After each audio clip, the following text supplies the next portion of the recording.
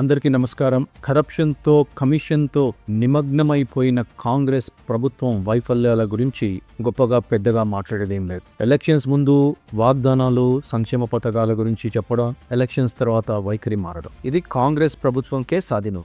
మొట్టమొదటిసారిగా ప్రజలు ఏమంటున్నారంటే, ప్రజలకి క్లారిటీ వచ్చింది అంట.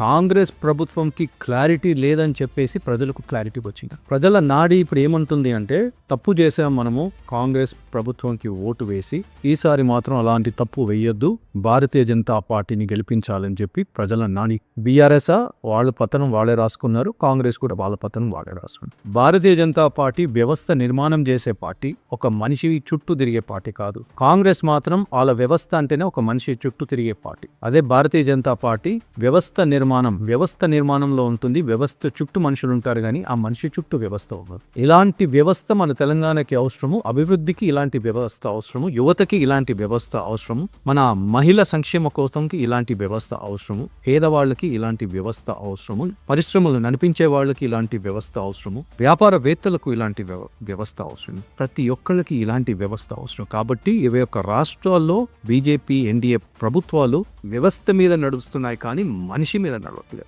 మీ మద్దతుతో, ప్రజల మద్దతుతో వచ్చే శాసనసభ ఎన్నికల్లో మీ మద్దతు పొంది, మీ నమ్మకాన్ని గెలుచుకున్న తర్వాత మీ దగ్గరికి వచ్చి ఓటు అడిగి ఎలక్షన్స్ లో నిలబడి గెలిచి మేము జెండా ఎగిరేసి తెలంగాణ రాష్ట్ర ప్రభుత్వం ఏర్పాటు చేసిన తర్వాత అభివృద్ధి ఏందో మీరే చూస్తారు. ఇప్పటి వరకు మీకోసం నిరంతరంగా మేము కృషి చేస్తూ, కొట్లాడుతూ, మీ వైపే ఉంటూ, మీకు రావాల్సిన సంక్షేమ పథకాలు, మీకు రావాల్సిన వాగ్దానాల కోసం మేము కొట్లాడుతూనే ఉంటాం. ఇట్లు మీ బొల్లంపల్లి ఇద్రిసేన్ రెడ్డి.